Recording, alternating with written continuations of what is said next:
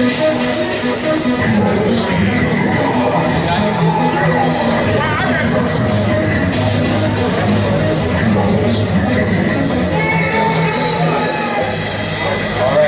and gentlemen, please put your hands together for the original Mortal Kombat crew and Mortal Kombat 2.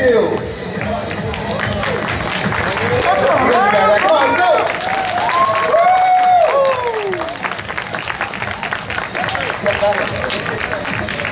First up, we have Paul Niemeyer, the original illustrator. Then we have John Parrish, the original Jackson Briggs. DiVizio, the man of many faces, Kano, Cabal, Quan Chi, Baraka. Then we have Katalin, Katana, Melina, and Jade. Brian Glynn, the original Shao Kahn. Liz Malecki, the original Sonya Blade. The Shaolin Rockstar, Kung Lao, Anthony Marquez. Superstar Chosen One, Sung Pak. And the original rating, Carlos Pesina. Johnny King, Reptile, Scorpion, Sub-Zero, Daniel Pesina. Hosted by none other than Shamus Smith. Give it up, let's go. Woo-hoo!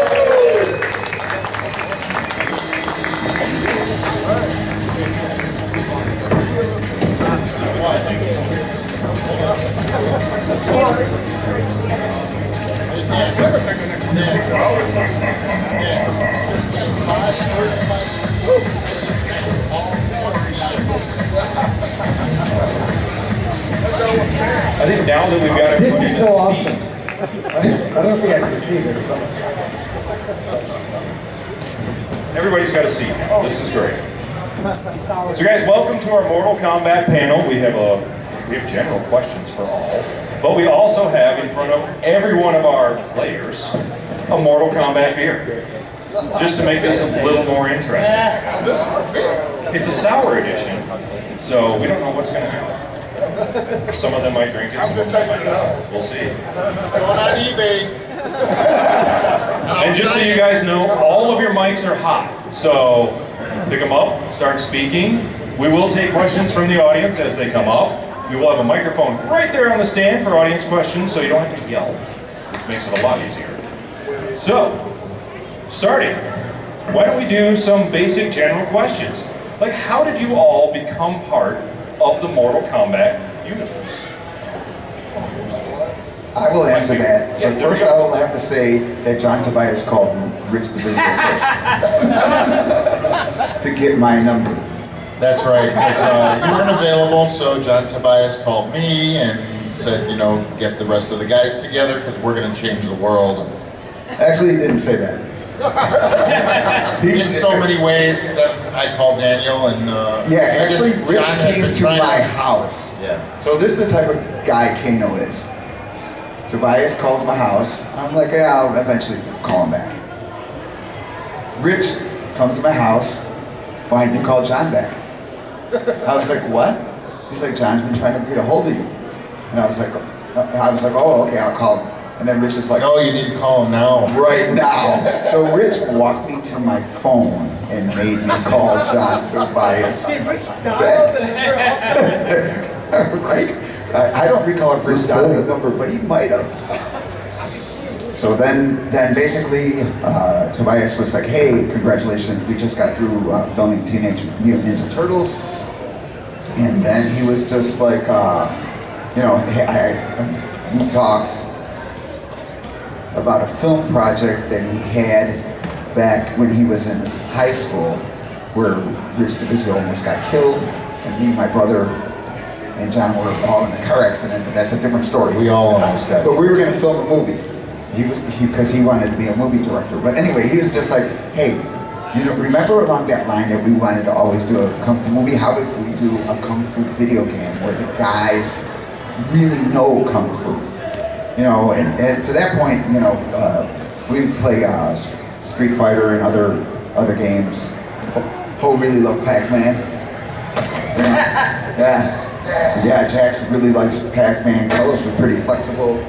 Centipede, right? Yeah. So anyway, Tempest, Rich DiVizio, Tempest, Donkey Kong, my favorite games. So all of a sudden he's just like, hey, you know, can't pay you a lot of money, but any ideas you have to help create this game, you know, we'll try to make it work.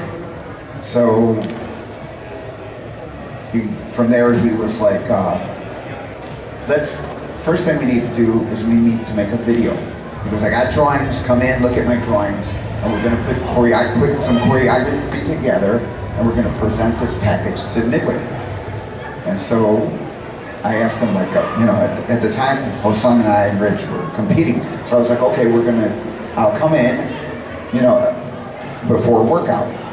And then he's like, no, I don't want to tell anybody about my idea. We are going to sneak in, basically, to Midway Games into a room and film some Kung Fu stuff so that way we can create this game. So Carlos, myself, and Rich show up at about 9 o'clock at night. The parking lot's all dark. It's Chicago. So you can imagine that. So all of a sudden we're coming into this building, and as soon as we come in, naturally there's free play on all the video games, and we wound up playing video games for about an hour. And then after that we went into John's office. He showed us some drawings that he had, and then we went to a different room and we recorded some Kung Fu fighting, because everybody was Kung Fu fighting. After that, he presented the package to Midway, and a couple days later he's like, hey, we have a meeting with one of the managers who might help us with this game. And so I was like, okay, what do we gotta do? And he's like, we're gonna meet for pizza, because we can all be bribed by pizza.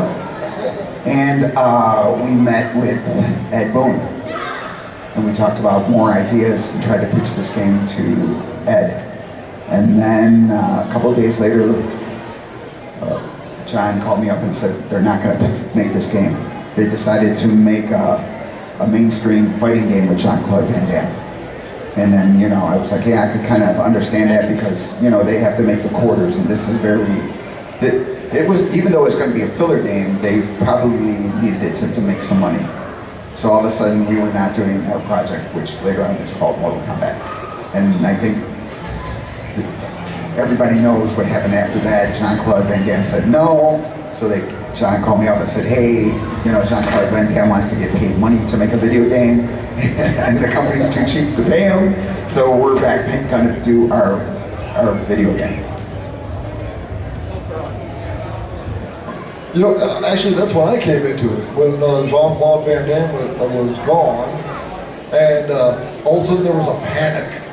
You know, they were like, oh crap, the only way that game was going to be a success was with Jean-Claude Van Damme on board, right?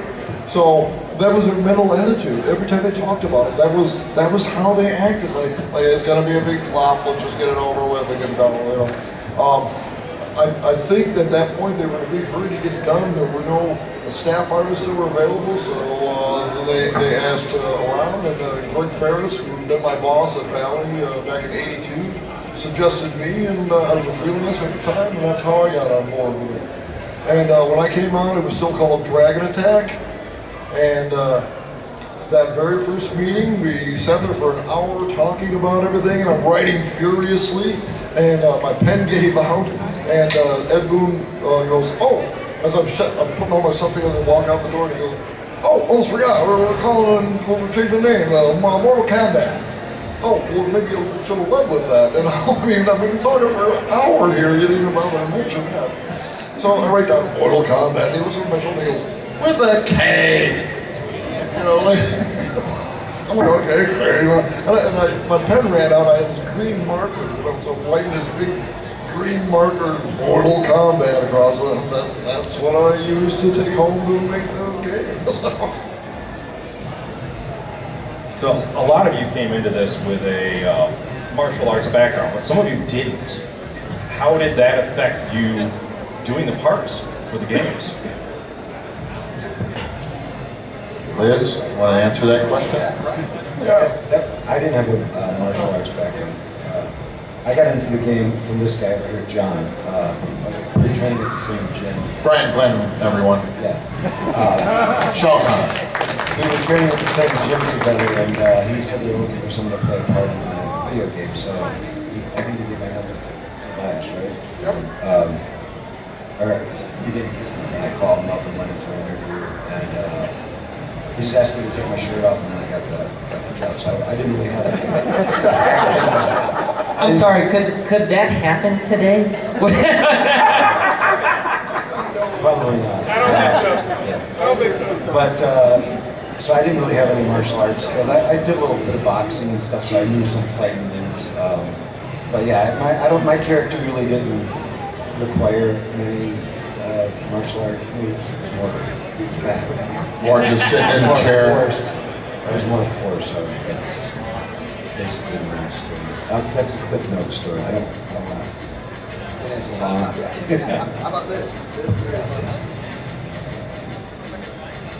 Well, I worked at the same health club as all those guys, and I think I was taking Dan's martial arts class, but I was teaching fitness classes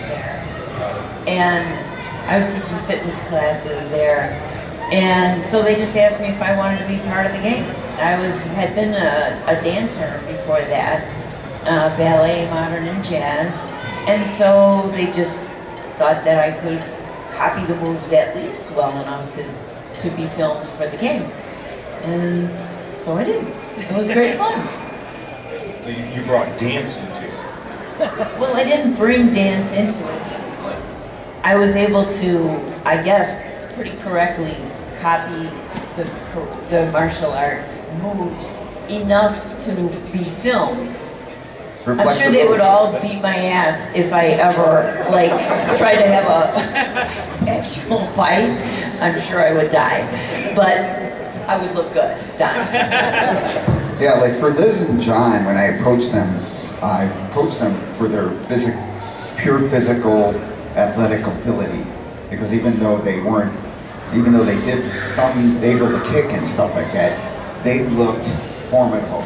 You know, during Mortal Kombat 1 and 2, I really wanted to have the martial art, have the fighters really look like they can fight, as opposed to, the other video games that have some of the female characters look more sexy than able, not that you're not sexy, but not strong. You know what I mean? I wanted the women to be strong. Hey Dan, there's a story where John Parrish, I don't know, he had to jump on some sort of box, and even though he's like a bodybuilder guy, he really proved that he physically could do some stuff. John, can you tell us that story? Because this is pretty cool. Yeah, it was, we were all, most of us, our commonality is Lakeshore Athletic Club, most of us. That's in Chicago. And Danny and Tony and Rich were always jumping on top of a bench, which was only about 18 inches high. Okay, and I was saying, that's not a box jump. And then we have where we were in the weight room, it's 48 inches high. So I said, watch this. And so I was able to leap on top of that with no problem. And then Danny was like, holy shit. I was like, well, yeah, I said, I can jump higher. I mean, as high as you can get it. I mean, I got a vertical of over 5 feet, so, I mean, what do you want me to do? And then, so when the game came in, they were already filming the first one. I had no idea. Okay, he brings it into the club and comes up and finds me and says, you gotta come down here and check out this game. I said, game? Like I said, like they said, I'm a Miss Pac-Man, Centipede, those type of games. So when I came down, it was in the lobby, and I'm like, oh, this is cool. He said, what do you think? I said, oh, the kids are gonna love this. I said, but there's one problem. He said, what? Ain't no brothers in the game. What the hell is this? We don't play? I said, I see all these video games. I said, ain't no black clothes here. Really? Really? And then 2 weeks later, after the first game, was released, they came in with the sketch, and I'm like, who the hell is that? They said, that's you. If you want to do it. I said, do I get paid? They said, yeah. I'm in. Just give me the directions. Where do I go? You know, and then when we first did the game, what a lot of people don't know, one, there was no storyboard. Okay, it was like we just took darts, threw it at the wall, whatever stuck, it stuck. Okay, our filming room was literally it was like a utility closet. Okay, it was painted all green. It had some X tapes on the ground, one light bulb in the middle, and I'm like, okay, I've never seen it. And then I saw John Tobias behind. For some of you young people, you don't understand in IT, a 386 and a 486 Pentium processor machine with no case on it. And they're using Danny's father's 8mm camera. It was John. It was John Tobias. It was John? It was a little, I'm like, okay, this is... It was a high 8. A high 8? Yeah. High 8, yeah. It didn't look, it's not like what we got now. I'm like, what the hell? You know, and then we had for those who, from the old school in high school, that old mat that you wrestled on, yeah, we had something like that. And yeah, it was a hoot. But we made it happen. I mean, to us, it was just, to me anyway, it was fun. Okay, I just, I wasn't thinking about it's going to be $1 billion game or anything like that because I knew nothing about the industry. So for me, it was just, let's have some fun and do whatever. You mentioned $1 billion game. When did it hit any of you that this thing was going to be such a big deal? When did that happen? Well, you want Carlos to answer? Go ahead, Carlos. Hello, everyone. Shamus Smith. First of all, Raiden. Mortal Kombat. This stuff is awesome. Cheers. Two, I'll answer that question in a second. I want to say this first. Thank you to everyone from the Mortal Kombat community, and thank you to everyone involved with the franchise. You know, it's been a wonderful ride. It's beautiful 30 years of Mortal Kombat. I mean, everybody involved, from the movies, the games, the recent games, everything. So I wanted to get that out of the way because I've been unable to, I just post on Instagram like, hey, thank you, but I really personally want to thank everybody here for coming out. And thank you for the support. But to me, I worked on almost every game of Mortal Kombat, and it still hasn't hit me, in game development, even though they say, hey, you've reached X amount of games, 10 million, whatever million. The first game it still resonates with me that it still hasn't hit. I mean, some of us here on the panel, it's hit us, but it hasn't hit us, meaning, like, we still love the game so much and it hasn't gotten to our head. That we've sold like over 100 million copies of, throughout the franchise. So in game development, we are constantly would say, hey, this next one, it's gotta be a hit again, even though the last one, like MK9, MK10, MK11 were a hit. Even when we would get numbers from marketing and everything, we were like, oh, okay, that's great. Let's focus on what, we gotta fix with the fans and go to the boards and just see what everybody was, hey, you gotta tweak this or that. And obviously you can't tweak everything. You can't get to everything and try to make the next game better and better and better. It was like, it's a roller coaster ride. You have your ups and downs, but it still hasn't hit me. But I just want to thank everybody. Beautiful people, everybody here. All right, let me say this. All right, so people want to know, when did it hit you that it's going to be this $1 billion industry or whatever? So everybody knows this story. Danny, Rich, Carlos, Hosung, they're all doing this game, right? They're talking about this video game that they're going to do. And it's that point where... So just so everybody knows, Tony Marquez was originally going to be Scorpion for the game. So he was one of the ones that I got to do slave labor because John was like, we can't pay people that much. Who do you know that will work for cheap? And then I was like, well, we can get Tony, we can get we can get Ho-Sung, and they're like, Ho-Sung's not gonna do this, he's a Ninja Turtle. And I was like, you know what, Ho-Sung will do me the favor and do this, right? And that's why you got Mortal Kombat, because I asked them the favor. I was like, they're not gonna pay you, but it'd be cool to create this. And you know, we would, myself, Rich, Carlos, Tony, Ho-Sung's brother, Ho-Young, would train constantly together, 2 or 3 times a day, 2 or 3 hours each time. So we were like a really close-knit Kung Fu family. So I was just like, yeah, I'm gonna get these guys to do it. But Tony was one of the original guys that we had casted to be in Mortal Kombat 1. Sorry for interrupting. Oh yeah, so anyway, so they're doing this game, I'm supposed to film with these guys, I couldn't do it, and broke my foot or whatever. And Tony works at the same health club that we all worked at as well, so, yeah, right, Tom? So it's whatever, that's cool, you guys do this video game, you know, I'm not in it, I don't care, good for you guys. And then you walk into this arcade and like all the kids are around these games, and then you're watching TV and there's got kids on TV, Mortal Kombat, and then you turn to C-SPAN and Senator Lieberman is talking about Mortal Kombat, and USA Today had that article. USA Brain Today, business. every place, and I love these guys. Let's not get anything twisted. I love these guys, but every time I turn around, I see Danny, I see Carlos, I see Ho-Sung, I see Rick. We're on Time Magazine. Are you kidding me?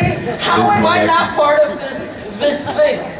Now you realize this is $1 billion thing, and somehow I'm not in it. This is when I realized this was $1 billion industry. I just needed to get that out there. Thank you. So what did you do? You broke your toe? You dropped something? What's the story, Tony? Yeah, so we work out in this gym all the time or whatever. We work out in the morning, we work out in the evening. In the morning, I'm not paying attention, I'm on the leg press. I'm pulling the 45-pound plates off the leg press, not realizing, oh yeah, there's a 25-pound plate in front of that. It falls in my foot. Ow! No big deal though. But like for filming, you have to be able to, because the cameras weren't that great or whatever. Everything has to be done in slow motion. Everything needs to be very clear. And at that point, yeah, oh, you know what? Hey, Dan, I broke my foot. I can't do this. If I knew it was going to be a freaking $1 billion, of course I could do this. I could do this with one foot. But we didn't know. You know what I mean? We did our best. That's all we did. So Danny becomes the ninjas. But it all worked out. Yeah. So when John and I are at this martial arts store that we get all of our stuff, and John and I would go out together and get the costumes and stuff, and try to put together ideas.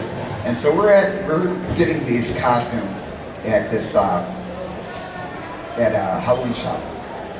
Fantasy headquarters? Yeah, and I'm like, we're looking at that, and we look at the ninja. Adult ninja is one price, but a kid's extra large ninja costume is much cheaper.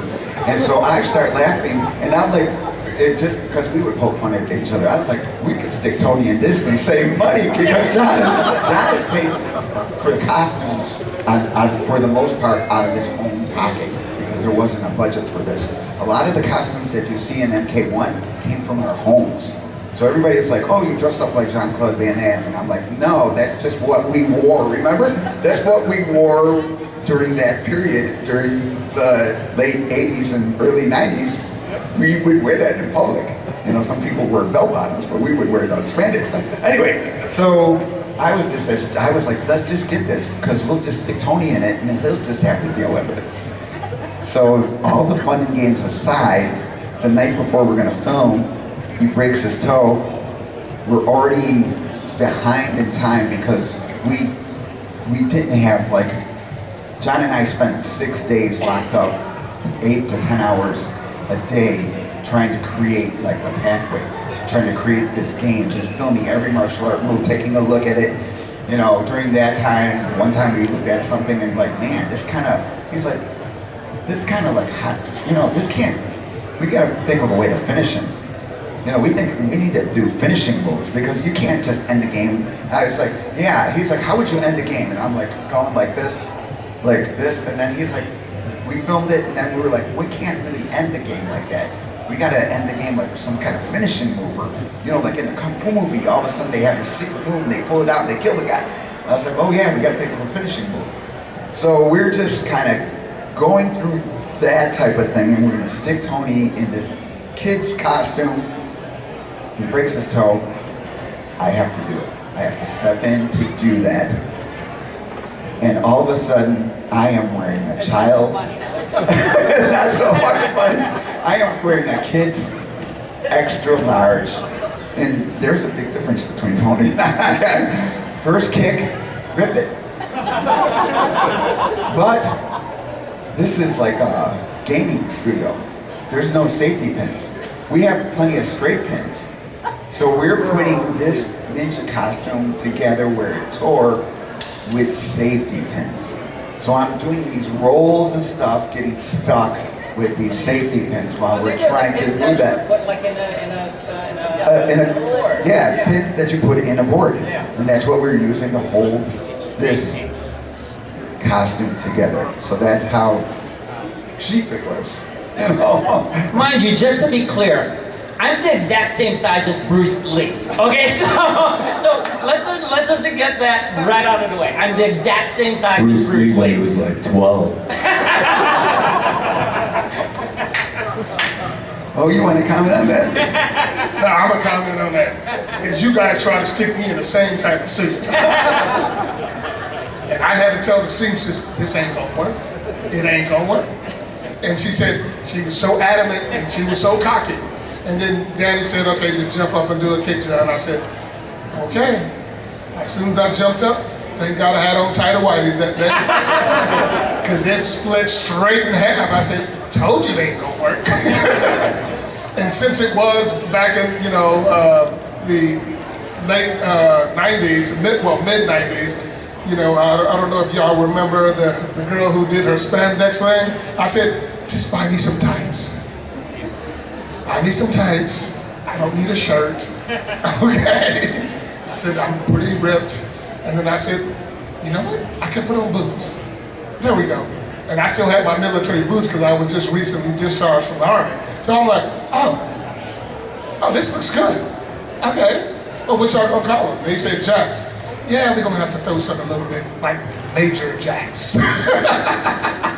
But yeah, the little ninja suit just didn't work for me. Yeah, all that complaining these guys are doing down there, you know, try wearing like a Baraka mask made of latex, you know, under hot lights for 4 hours straight, not being able to really drink anything, you know, or eat and sweating like crazy, so, you know. But too, Yeah, I'm just kidding. for Rich, he wore that eye patch, and we tried to use spirit gum to attach it to his face. Yeah, but if you sweat. But if you sweat, it doesn't stay out. So in the end, John used model glue to paste to his face, and when he took it off, it did take skin off. Right, Book? Yeah. So we I'm held okay it in now. place. Yeah. But Do what I have to for the film, you know. just for the glory, because again, we weren't going to make a lot of money, and we were only going to make 200 arcade cabinets. We were just trying to geek out and make the best fighting game that we could possibly make. That was our goal. Was that even, you know, I didn't even get to really work with like Ed for at least like 2 weeks because there was nothing for the programmer to help us with. We didn't have any, you know, there was nothing. We really, literally had nothing. You know, John's shot sheet the first day was high, medium, low. First movement, puts me in front of the camera, do something cool.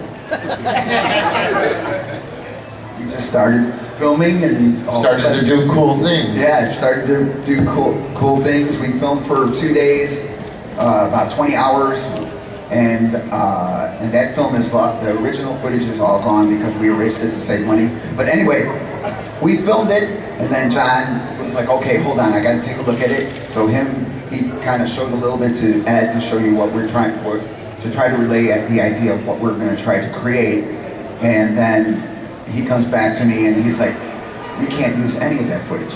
And then I was like, "What happened?" He goes, "Well, you got to stay in. Whenever you kick, you can't go back to a different spot because it's a game where it's 2D. So if you get closer to the camera, you're bigger than if you're far away from the camera. And so he's like, so we tried to get a monitor, you know, for me to look at a monitor, but the monitor's here, so I'm trying to look at the monitor here, but I'm supposed to face here, so we wasted half a day filming that. You can stay in the same plane somehow. Yeah, and I was finally like, dude, we have to start marking the floor. And he goes, and that way, whoever comes in will have the same marking, so everybody could kind of be the same, doing everything the same, so it'll all fit. And John's like, okay. He's like, you mark the floor, and then I'll mark the camera. Where the camera, because I have to put the camera in the same place, I didn't realize that I had to put the camera in the same place because everything is experimental. So if you look at behind the scene footage, there's a boxing thing. I created that. And then John marked the camera. And then we realized the lighting was bad, so we stole desk lamps off of people's desks to get extra lighting for it. And then at the end of our filming, because we'd be filming late at night, I would go and put the desk lamp. I'd have to remember who had what lamp. You know, so we did that 6 days. And then finally, they looked at the film, and then finally Ed came in and he's like, okay, if you guys want to do this, you know, he started making adjustments. We already had like big uppercuts and different things like that. And he's like, he explained it, hitboxes, so you can't, the fighting stances, you know, you got to make sure that it's not really super extended. It's got to be a little shorter. When you throw the kicks are all right because they kind of reach out, but when you punch, do any striking punches, you have to lean more forward into it. So then we took that and then we started working on stuff, and we would call in Ed a couple days later to take a look at what we had. Until finally, at about 6 or 7 weeks, we knew kind of how to create the game in general. You know, then it was up to us to bring in the actors' talent, and they would make their own. I would set guidelines. I'd be like, we could do this, this, and this, but I really didn't say like, oh, you have to do this. Ho was like, you know, for each of their characters, they created that characters. There was no, oh, you need to act like this. No, it was the characters were created by the people who did Mortal Kombat 1 and 2. Those characters were created by those personalities, by their own personalities. But it was a lot more unglamorous than people think. You know, really, if we look back at it, you know, each character for number 1 probably was, what do you think, 40, 50 hours each, at least, of filming? Yeah, probably like 40 or 50 hours of videotaping. You know, right now I think I have 7 hours left of it out of maybe hundreds of hours. Yeah, it's tough but fun. Can I interject here? I really think that the success of this game hinged on that creativity. You know, that innovative. You guys were just making it up as you went along. You know, and in all honesty, I kind of was too. And I think that was kind of the feeling across the board. The boys upstairs just didn't give a damn. You know, they were looking to blow this game out. They really weren't. Did you feel like anybody was watching you, or anybody came down? No. You're filming it late at night. I took the stuff home. Nobody gave a damn what was going on. I just wanted to make sure it was done. So I think that in itself left us to do whatever the hell we wanted to. I know I did. You know, I did all kinds of innovative stuff that I had never attempted on a game before because nobody was there to tell me not to. And the same with you guys. It was all very innovative, and all that came together in one big, beautiful package. And quite honestly, I believe if they come down there and had poked their noses in, they would have effed it up, okay? They really would have. I really believe that the success of this game hinges solely on the innovative creativity of all you guys and everybody just throwing in where they needed to. I really believe that. And one more thing to add to that, Paul, is that you know how my brother Daniel was talking about the safety pins, and initially I was going to right about at the cusp of getting into art school and learning the old trade of the 80s style art and how things were before the computer took over and going into the computer part of it. And I want to just say that the difficult job that Paul had to do cutting out, doing color tone and doing all that was the old world way.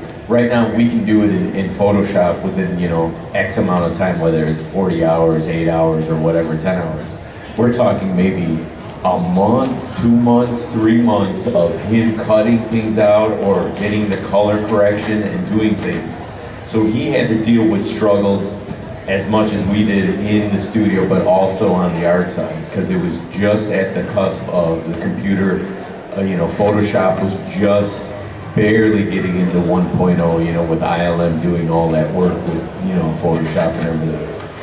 And how long do you think it would take, Paul, now? I mean, just give them a comparison of like, this is what I spent last time, and then now I could do it in a week. Okay, perfect example is the lettering on the header. That was all hand done. I look at it now and I'm like, oh my God, I did that? I was nervous. Yeah, it was like surgery. How did you have the patience for that? I don't know. I don't have them anymore. I really don't. It's not alcohol. Alcohol.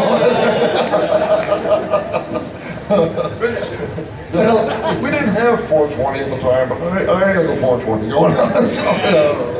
But a lot of this innovation, flying by the seat of the pants, all of these type of things, really was the lightning in the bottle, because you know you can see how life imitates art that imitates life. For example, when you're looking at Johnny Cage, who's Johnny Cage? Johnny Cage is a worldwide celebrity with millions of fans around the world. Who is Danny? Danny ultimately is a worldwide celebrity with fans around the world. There's no getting around it. Who's Raiden? Raiden is the person who kind of controls everything about Mortal Kombat from behind the scenes. Who is Carlos? Carlos has worked on every game, pulling in who's going to do what. He kind of controls Mortal Kombat from behind the scenes. Who's Liu Kang? Liu Kang was the Earthrealm champion. Who's Ho-Sung? Ho-Sung was the greatest martial artist in the country. Ho-Sung was our national champion. Yeah. What about me, Tone? What was I? What about me, Tone? What was I? Rich. Rich is someone with a very, you know, has a great skill set, but ultimately he's just a guy looking for a paycheck. Who is Kano? No, but who is Kano? Kano is a guy with a skill set who's mercenary, but ultimately, what is a mercenary? Somebody who's looking for a paycheck. That's right, I'm hired to do it. Yeah, right. Who is Katana? Katana really has skin in the game. Katana is, right, the Princess of Edenia, right? Who is Katalin? Katalin rules like the greatest martial arts school in the city of Chicago. It's one of those schools that when all the other martial arts schools look at, oh, how is Pao doing? If this is what Pao is doing, this is what we're doing. These are all true things. And who is Kung Lao? Kung Lao is just as good as Liu Kang. Oh yeah, right. Oh yeah, right. But I think in the end it was a lot easier for us to insert our personalities into the character because really there was no other way. It wasn't like we had a script or they're like, hey, you got to act like this. No, it was like, we got to get this done. To just create the character. You know, I give you the framework, Tobias would give us the framework, and then we would create everything else. And then once we worked on that, we pull it in to make sure that we could transfer into a game, you know. And everybody kind of did their part, you know, whatever they're doing. You know, we had Liz. Liz was like, I could do a backbend. We need to put a backbend in it. So all of a sudden we're trying to think of ways where we can use that particular move to do something. And then I get kicked in the face like 3 or 4 times trying to hold the legs because everything had to be filmed slow. So remember that? You're doing the back, I'm running in trying to grab the legs, I'm getting booted in the face because we had to get a clean frame. And two, I couldn't grab her ankles. I had to go like this so that way when John would cut out the figure, he wouldn't have to come in and fill in her ankles because my fists were around it. So I'm trying to pad it, and we're trying to do this move because eventually, I think it was Ed. Ed was like, oh, she could use that to grab somebody and pull them over. but it was like a collaboration. You know, Liz wanted to move in. Then Ed was like, oh, I think that'd be cool to do that. And then John would turn to me and he'd be like, how do we do that? And then I'd be like, okay, this is the way we can do that physical action. So it was like all just teamwork. And that happened with everyone here. Everybody had an input on what they were doing, and then we just tried to figure out a way to do it. Do you guys think that using your personalities for these characters made this game so relatable to everybody, and that's why the success was huge? Yeah, I agree, because up to then, you know, for the majority of people sitting at the table, we were geeks. We collected comics before.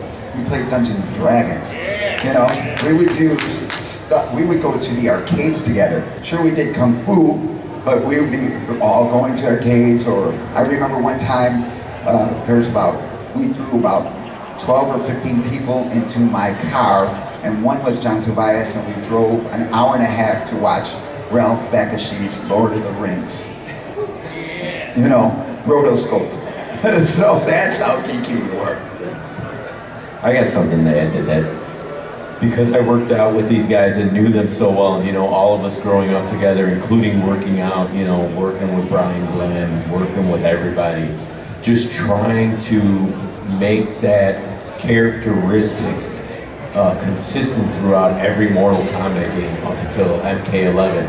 And knowing their mannerisms, obviously hanging out with them, doing shows like this, or behind the scenes just hanging out and doing things. I was able to at least try to do an homage and mimic that in the motion capture studio, you know, and trying to replicate each and every one of these fantastic, talented people.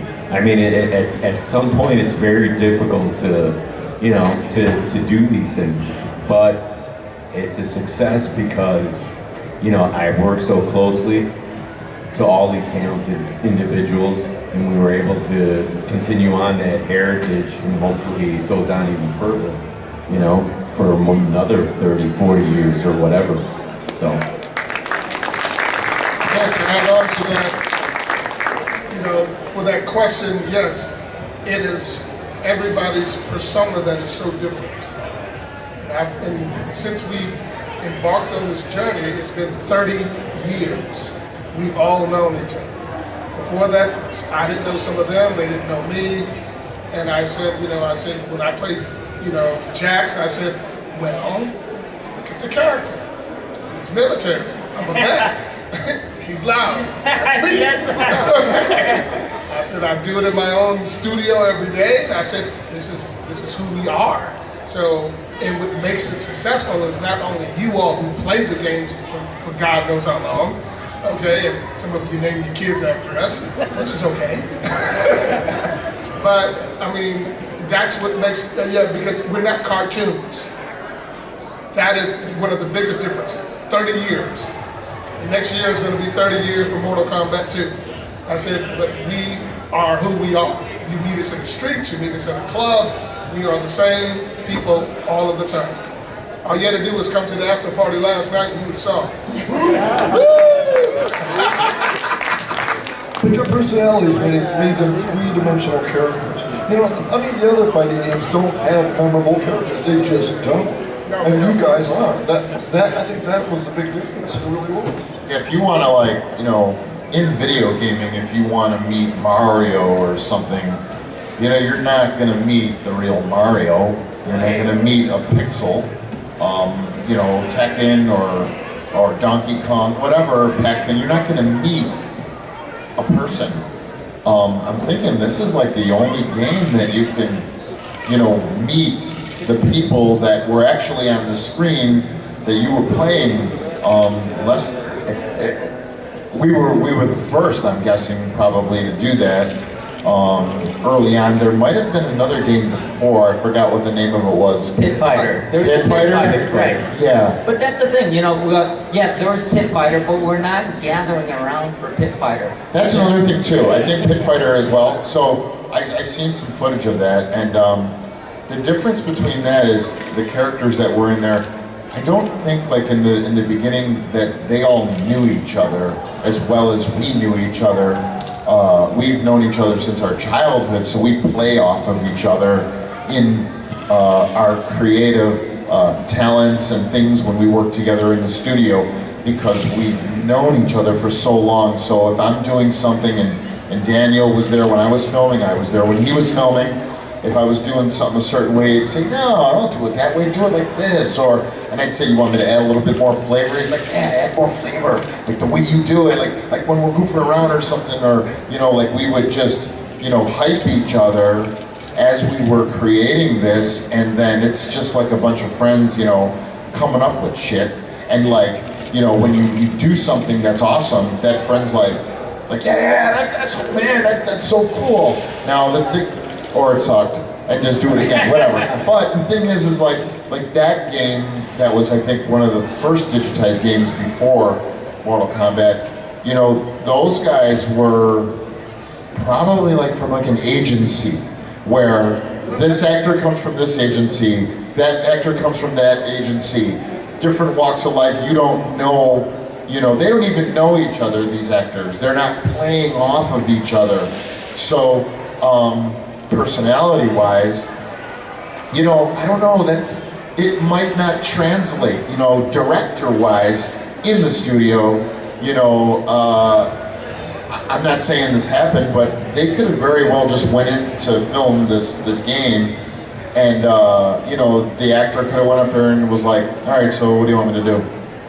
Whereas we were like just ready to just rock and do stuff and collaborate and give. That's where I think the flavor of each of us individually really translated to the pixels. And Anthony Marquez, he has a term for that, and I'm going to give Tony the mic right now. What is it called, Tony? Actually, what you're saying is the personality in the pixels. That would be, you know, that would be everybody here. And even though, you know, the technology has changed over the course of time, and you know, they're trying to pay maybe an homage to that. It is the personality in the pixels that maybe, you know, makes this game a little special. So thank you guys. Thank you guys for being here with us 30 years on. I was just going to say, in terms of the personality, when I was a little girl, I used to always play with my friends, which were all boys. We would play Army, we called it. We played Army. And so it's kind of interesting to end up being the Army character in Mortal Kombat. And I remember when my mom first saw the picture of us on USA Today when we were on at the rooftop at Lakeshore, we were jumping up in the air. She shook her head and she says, Liz, there you are hanging with all the guys again. I do want to give you guys a perfect example of a really good collaboration between Daniel and Liz, because this is where, when something that you have a personal feeling about comes out while you're filming, and then from that, like, you know, another idea transpires. So, Dan and Liz, tell us about the Kiss of Death, because I love this story.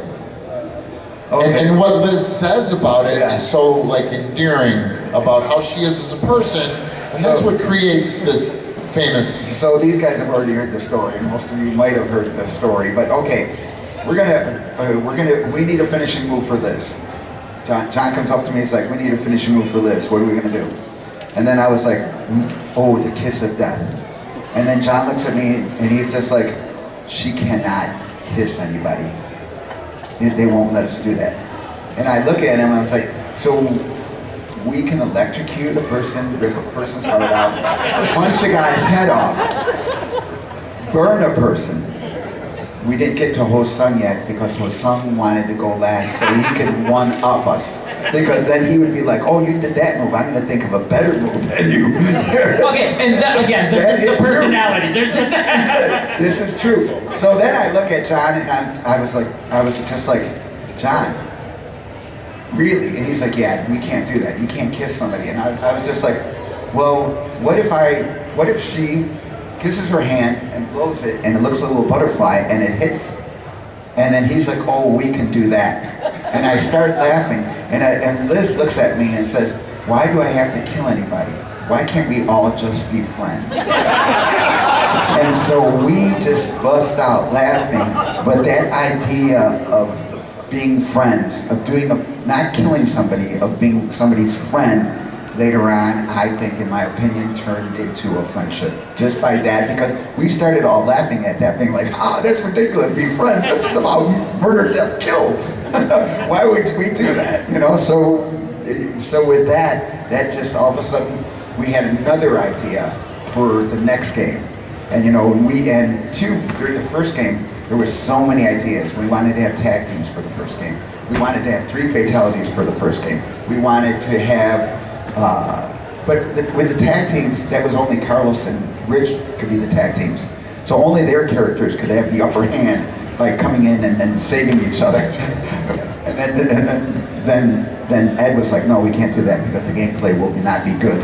You know, but so you can put a kibosh to our technology. Definitely changed from game to game to game. Like X-rays. Yeah, we wanted X-rays in the first game because we liked Fist of the North Star, and we were like, oh, that anime has cool X-rays when you bash, break the guy's ribs and stuff like that. So we wanted all this stuff in the first game, but we just didn't have time or money. We haven't heard from Sung Pak. No, we haven't, but I'll go first. No, because before Ho-Sung talks, I want to add to the personality. Like if you look at and everyone's gonna know this. We all have different personalities for the characters, but if you look at the artwork, it also has a certain personality. Like the fonts that are being used, everything that Paul worked on. Immediately, all of us can recognize like, hey, that's a Mortal Kombat font. Oh no, that's. And I know everyone knows this. They're gonna deny it, but they're gonna say, no, that's not true. But I bet you if I ripped the numeral number 2 off of, the Mortal Kombat 2, and I showed everybody here, this is the Mortal Kombat 1, and this is the Mortal Kombat 2 font, you guys would immediately go, okay, this is this, and this is that. You guys are that, like, we're all meticulous like that when we love something. So including the dragon and everything, the UI, it all has a personality of its own that we can all recognize, as well as the individuals that are here doing those characters, because we love the game so much. And we just want to say thanks to everybody again. And Ho-Sung?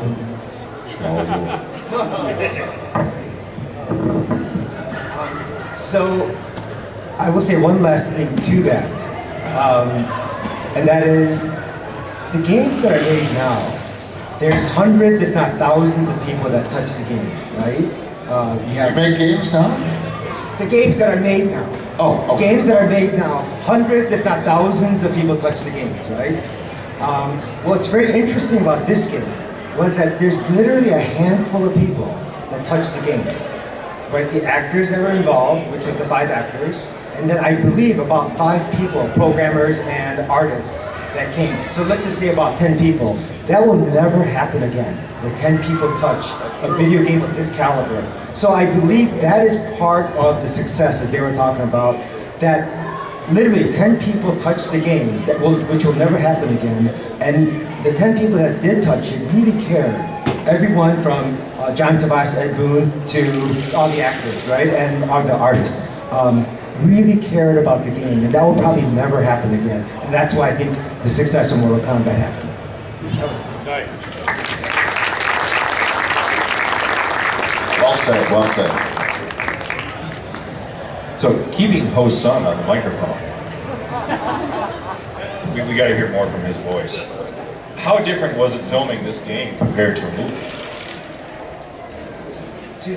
Doing movies, you're saying, right?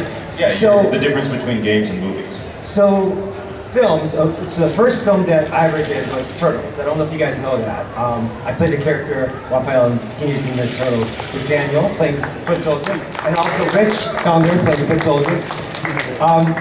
And filming the video game is much easier. In the turtle suit, as Daniel will attest, and Rich, it's about 120 degrees. I believe it was about 40 pounds of latex weight, and the movement was really hard. It took us, I believe we did 2 months of just pure rehearsal, 9 to 5 for 2 months, and then we filmed after that. So coming to something from that to this made it was pretty easy. Yeah, I won't complain about the Baraka mask anymore because, you know, I saw Ho-Sung every day on set for 12 hours in that turtle costume, and that thing had to have been hot. So it was summer, I fall. believe I lost 6 pounds of body, or just water weight every single day. Gained it back, lost it, gained it back. So that was hard. If they asked me to do that again, I could not. Literally, not even for a day. And we did it for, what, Danny, about 3-4 months? Yeah. We did it for literally 6 days a week, 12 hours a day, 3 to 4 months. And I could not even do it one day at this point. So yeah, Mortal Kombat in that case was pretty easy, but the creativity of Mortal Kombat was there. And I think that's the excitement of the game. I got one more thing to add to that what you're saying, because in modern times, because working on all the games, the teams have gotten larger, and I've done both in-game and the cinematics part, the story part. And I was saying MK11, I must have spent about close to 32 weeks, maybe longer, filming both first unit, second unit, you know, doing the stunts as well as the actors, you know, doing the face over and all of that. And it has changed from when we used to do it to now, and now it's actually a movie production, more or less. You know, you got your PAs, you got everybody, you got producers, everybody, you got a director on set. I got myself, the coordinator, director, and it's gotten to the point where, and it is good, it's like we are able to continue to do, instead of a movie being 2 hours, in game sometimes movies are, this last game was close to 8 hours of, you know, of an actual film, and that would be close to 3 or 4 films in a row, and we'd have to do that over the course of 2 years. But again, now they have literally hundreds, if not thousands of people touching the game, right? Being a part of it. And that's what I mean by when we had literally 10 people touch it. I think that's the intimacy that you lose with thousands of people, and that's what helped create Mortal Kombat. Yeah, we haven't heard much. Correct. It's gone from, you know what I mean? In the old days, making movies, it's 100 or 200 people, where now it's like, you know, more than in excess of 500. You have outsourcers, you have people working in the studio, you have everybody touching hands, whether it's like, you know, in Burbank or, you know, everybody just trying to help out and make the game successful. Katalin's been quiet over here filming everybody, but you portrayed 3 characters in the game, and how did you make them all so unique? Well, originally it was just Katana and then Melina. I think the biggest thing was understanding that we were going to do 2 clear weapon differences. So, I mean, I think, you know, originally the characters were slated to do completely different weapons. I think the fact that I was a Psy competitor clearly had a lot of influence over the character. They had not ever, I'm not saying like Danny knew what Psys were, but John had never really seen Psys, and the people on the crew did not see Psys. And then fans were something that I was like playing around with because it wasn't actually a Japanese weapon, but I was relatively nimble with it, and it was once again a dynamic, the weapons dynamic was controllable and fit within the parameters of really what Danny explained that the character needed to be able to do, especially since there was an outline that was created. It made it a lot easier for me. And then Jade was just something I think that happened later in the filming. I didn't start the process knowing about Jade. Yeah, the thing was, you know, when we had just one Lin Kuei, Scorpion, it was just going to be the Lin Kuei. And then we were running out of time, and when they told us about the palette swap, there's a different story that we had, Carlos and I had with John, but maybe one day I'll tell you, do it in a different panel, because otherwise we'll eat up all the time. There's a different funny story, but anyway, so we're going to have another one But originally, so Carlos and I were teasing John. It's like, hey, why are you so lazy? Why can't we just create more characters like we planned? And he's just like, so in the end, John was just like, create 4 Lin Kuei. So I shot enough to do 4 Lin Kuei in case we had time to add more characters. So when we were shooting Katalin and she was doing 2, I was like, why don't we just have her do 3 in case there's time to add more characters to it. So then all of a sudden, Katalin is making moves up for a character that she really doesn't even know if it's going to happen or not. So and 2, she knows at that time that each character has to have its own signature and personality. So when you throw a kick, even though they're like kung fu related, you can't make the person look like it's the exact same kick.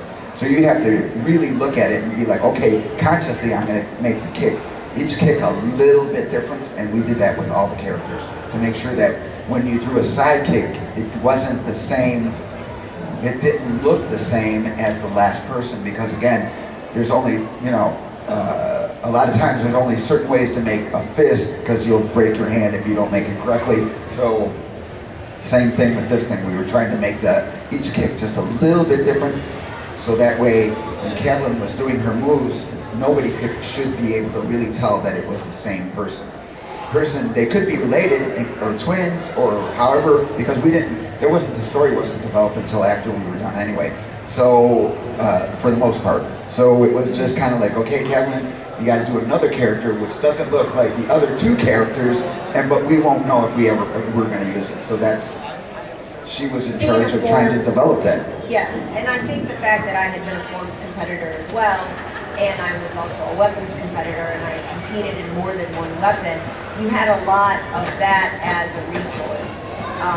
I was a child ballerina, so I understood choreography, and I understood a little bit of like as much as a kid ballerina can. So Danny was able to just translate exactly what I needed to do because he knew me as a child competitor. There's a little bit of an age difference between us, which is a huge little bit. I mean, I was at every term that you guys were at, I mean, to be honest. I was just younger than them. Once again, the youngest castmate of Mortal Kombat.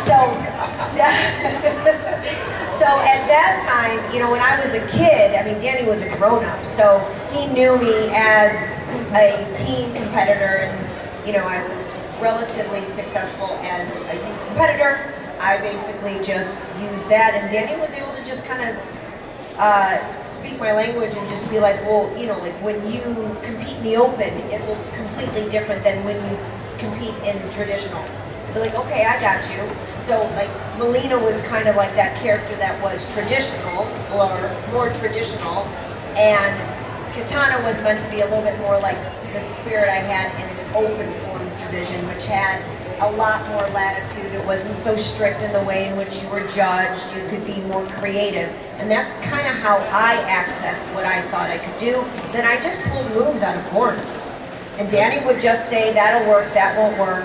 And then once the foundation was done, you know, the high, the middle, the low, the sweep, the jump, then we accessed kind of like the acrobatic capabilities. And then it was, how can we adapt your gymnastics and get it captured and do it slow enough, and do it at the right height, and all this other kind of stuff. Can I throw in, I wanted to ask, so we worked at the same health club like we've mentioned before, but I want to know, how did we meet you anyway? Was it your brother that hung out by us because he saw us doing martial arts and then he introduced you to all of us? I know there's a story there, right? Can you tell that? So, yeah. You guys worked there. I was coming home from college. Once again, the youngest castmate. They all had And I had this kid brother who was just an absolute fan and really, really admired Danny. I had, my mom was a member. My mom was this uber friendly, talkative, and she had to be friends with everyone. So she would come in and spend more time, I think, talking to Danny than doing anything else. And she would say her friend Danny at Lakeshore. And I think you had mentioned you guys are going to do another game. I had this kid brother, I think he was 12 or 14 at the time, and kept saying, no, you got to meet my sister, put my sister in the game. And Danny's like, yeah, kid, whatever. And then it just kind of all connected, and then Sung knew me in college. And it was definitely, you know, a family in that the martial arts community was not that big. And those who had done it for years and years and years, it's the same faces. It's like playing travel baseball or something. You know all the families, and if you do it from, you know, age of 7 all the way to 18, eventually you've kind of met everyone. You know, that's just the way it is. There might be new people that come in, but the people who have the tenure to stay in that sport for a long time, you kind of all run across each other's path at some point. So that's how that worked out. And then I think Danny saw me working out at the club, and he was like, do you have a little brother named Alex? And I was like, yeah, that's my brother. And he goes into this whole story. He's like, do you still kick? I was like, yeah, I can still kick. I was boxing at the time, I think. Yeah, she would be working the speed bag, and every once in a while she'd throw a kick and hit the speed bag, which is head height. So I was, you know, and I knew her before. I was like, you know what? I think she used to compete with us back in the day when we were doing the circuit in Chicago. And, you know, and we, at that time, we were looking for a different look. We had Liz, but now we wanted to have a different look, because they were like, if people see Liz dressed as Katana Molina, they're going to be like, no, that's Sonya dressed as Katana Molina. You know, it was like that. So we were just looking for just a different look. And Katalin had that. I was like, I told John, we should use her, because I knew with her experience, we wouldn't be using so much time. You know, we had to get these games done in 8-9 months. You know, with somebody else who didn't have athletic experience up to this point, we couldn't use them. You know, it wouldn't work out so well. They needed to, during Mortal Kombat 1 and 2, they needed to be much more, I think, diverse with their athleticism, not strictly just, you know, one thing, but they had to have a separate thing. You were like the talent scout, Dan. He was. Yeah. You were like the talent scout. Yeah. You know? But plus, I talk a lot, and I got Katalin to work for cheap. Well, maybe we could take questions. We work for pizza. We can, but we haven't heard from Brian. Tell us how they filmed you with the hammer. Actually, if I recall, I didn't have a real hammer. I think it was like a broomstick or something. If I recall, I'm not sure. Do you know, Dan? Yeah, it was a broomstick. Yeah, okay, that's what it was. Yeah. And then they added the hammer, the hammer, like after perfection. So no crazy story about, you know, like using a Stanley or something. No, I know the costume was very uncomfortable, because like the shoulder pads and everything would fall off. The helmet would always fall off. So it was quite. Anytime you fell down, like everything would just fall off. So you keep putting it back on. So basically, they just constantly reassembled you. Did they use pins? That seemed to be consistent. The costume was actually made to fit me. Okay. I don't know where it's at now, but it was actually made to fit. I was fitted for the costume, so I wish I had the costume today. So do we have questions from the audience? Oh, wait, right away. Luigi on the microphone.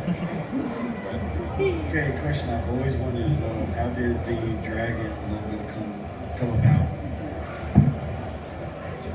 It's a Paul question. Well, actually, that was all decided long before I showed up. John Tobias had done the sketches of the dragon logo, and also he had done some color comps of the side of the game and the panels and everything, and those were all handed over to me. So I kind of came in midstream, you know. I kind of got the impression that they were bringing me in to just knock it out as fast as possible, that a staff artist wasn't available, and that's why you're here.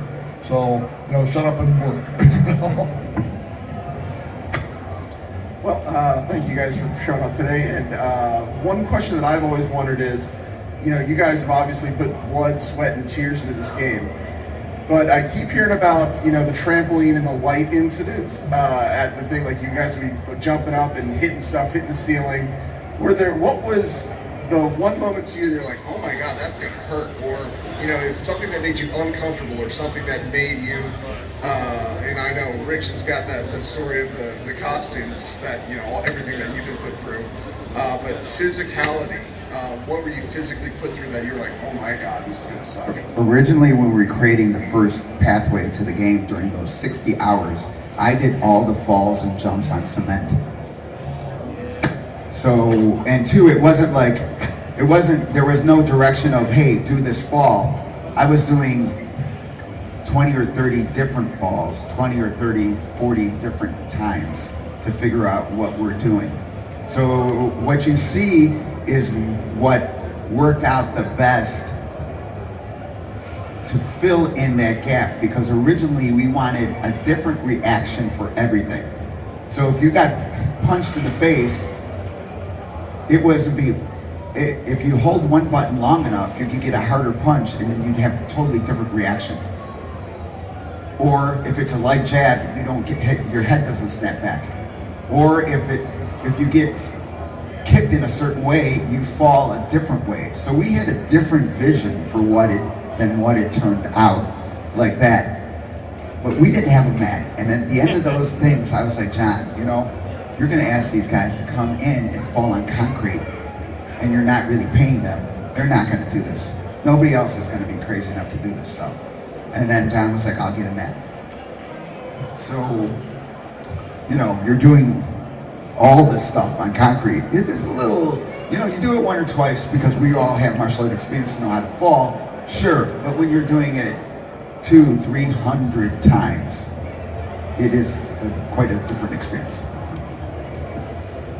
I got one unrelated, but not for Mortal Kombat, but for the 3D part of the games.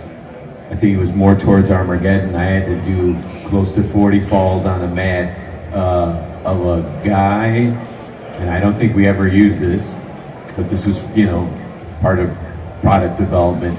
I had to do a guy falling off of 40 foot. I didn't do 40 foot. I did maybe 10 foot from a platform onto a mat, probably like a, you know, 1 foot, 12 incher. And I had to do at least 40 within 45 minutes because we had an 8-hour day of mocapping. So I did 40 in 45 minutes, whether it was falling on my head, like straight down like this, or falling on my back or on my tongue, or whatever I had to do, you know, and just 40 times, just run right up the stairs, and we're gonna do 10 at a time, you know, and let the tape roll, and then just do 40. And then when I was done with that, remove the mat, and now we're doing, you know, all in-game character stuff or anything else. But that's just one time. I mean, I've done so many stunts for close to 15 games that, yeah, I lose track. And two, there's also so many times, not that I got injured. I'm the only one that's ever gotten injured in the studio. And thankfully, you know, being that stunt coordinator, I didn't want anybody hurt. And I'm glad I'm the only one, but there are so many times where it's like, okay, this is the last shot, and then, you know, I would get injured. Nothing against anybody. It's just me doing it for the passion and loving doing this. And it's like, okay, I gotta go back, you know, back to work the next day and start animating, whether I have an injury in the back or, you know, broken, you know, whatever, torn hamstring, or, you know, you just do it for the passion, just like my brother did. You know, in the beginning, I want this game successful. I'm going to fall on concrete, and there are a lot of stunt guys right now that would do the same thing. And just because I love the project, I have a lot of heart, and I'm showing how professional and talented I am. And that's everybody here, and everybody that's worked on every part of the game, whether it's product development or project development or the franchise or the movies. We all want 100%. Another question from the audience. So, because you put so much personality into these characters, and Mortal Kombat has obviously had like so many films, TV shows, all that, do you watch those and you're just like, and you're fine with it, or are you just like, no, that's not what the character would do? Like, no, that's a lie. Like, Anybody who acts like me does not suck. I am jealous that Christopher Lambert is my brother, acts like my brother. I am jealous of that because I love the Highlander, and the Highlander acts like my brother. And so I'm very, very jealous of that. Anybody coming in who does Scorpion or Sub-Zero or Johnny Cage adds to what I have created. So that's not offensive because it has to grow. Everything has to grow. Change is growth. So I made the core, or as Ho Sung said, we are the backbone. They add to the backbone. You know, they come up with their own lines. I think the guy was like, he created $500 sunglasses to Johnny Cage. So everybody who comes along does something to create this character more. So for me, I don't find it offensive as far as character development. Sometimes with the movies or something like that, I think that would never happen. You know, like with the latest movie, there's no way a person who hasn't never trained can match somebody who has been training their whole life. That's too far fantasy. I mean, you know, I told John we have to do the fantasy Lin Kuei into Mortal Kombat. So we added fantasy to Mortal Kombat because of that. But that stuff is way too much fantasy. There's no way that untrained could ever be a trained person. So those are my only complaints about seeing some of the movies. It's like, oh, you know, this person who's never fought, all of a sudden, you know, oh, this guy who can't win an MMA match can match a guy who's a killer, who's killed hundreds of people. You know, there's no way that would ever happen, not even in a movie. It shouldn't happen in a movie. That's my 2 cents. And I'm sure that all these guys, all my friends feel the same way, that anybody who acts like them doesn't suck. Go ahead. So I've been a fan for a while now, and this is a simple question. What is your favorite thing about your character? For Tony, it's him. He's his favorite thing. And that might go for Ho-Sung too, but like, Brian, what do you think? Yeah, get Brian and then go to The favorite part of my character, I think the cost, it's very recognizable, Shao Kahn. So I think that's probably the most favorite thing of my character. Like, he definitely stands out from the rest of the characters, and he's tall too. Except I'm not that tall, so I guess that would be it. The favorite thing about my character is that she's a strong female and defending her country as a soldier. That's what I like. I don't know. I'm just Jax. That's the favorite part. I get to crush her. For Melina, it would be when the size cross. Because that came straight out of the forms that I won probably the most times with. The form that move comes from is the form I did the best in competition with. And then the fan is, when it comes down and through, is another movement from one of my forms. So those are my 2 favorite things about the characters. And then the baking of the cake, because Danny literally said, well, what would you do for a friend? I was like, I don't know, I guess I'd bake him a cake. I think I'm gonna twist this question. So, because this is how I do. It's not really about, like, let's just pick Kano for one. So when I was 15. So, what was the question again? What is it? Okay, anyways, next person. Like, for instance, people will always say, when you do that face, that Kano face, which is like that, you know, I think to myself back, like, I don't know if I was doing that early on in the beginning. I think I was actually in some of the early photo shoots. But what I love is how the character, like, I must have thought some way that this mercenary thief had to be, you know, like villain, like a villain, and you know, he had to have some sort of face to match that. That's a good preamble. Yes, and you know, that face that I do. I said do. I've been doing that face since like 6th, 7th grade, and I do have a photo on my Instagram somewhere. It was a Halloween morning, getting ready to go to school, and I was putting makeup on as Gene Simmons from Kiss, and so I have a photo that far back of me doing that same face that everyone now calls it the Kano face, and I was doing that then. And so through my life, you know, now I'm actually able to use that face as like the face of Kano through everything I do, all my photos and all that kind of stuff. But that's, you know, that's just my face. But what's funny too is people, like, sometimes they don't even think I'm Kano or know I'm Kano, whatever. And they'll come up to me and I'll do the face and all that, and they're like, "Man, you look like Baraka." And I'm like, you know, I wore a mask when I was Baraka, right? They're like, no, but you look like Baraka. I'm like, how in the hell do I look like Baraka when I wore like a goblin mask? I'm like, do I look like a goblin in real life? Yes, I do. You know it, and I embrace it. I love it. So do not question me, Serena, and more importantly, do not fail me. We have toyed with the ninja long enough.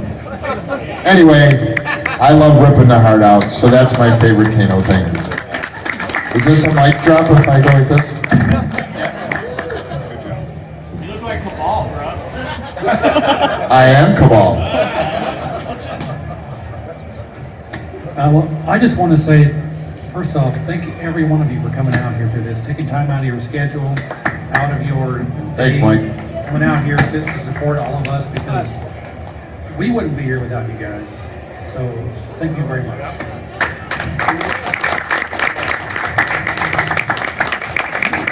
It's actually the opposite. We wouldn't be here without you. Yes, it reciprocates both ways. But I do want to say, I want to ask Carlos a specific question about how Raiden's teleport originally wasn't going to be in the game. They had no teleport move, but every time he'd fall backwards, the hat kept falling off.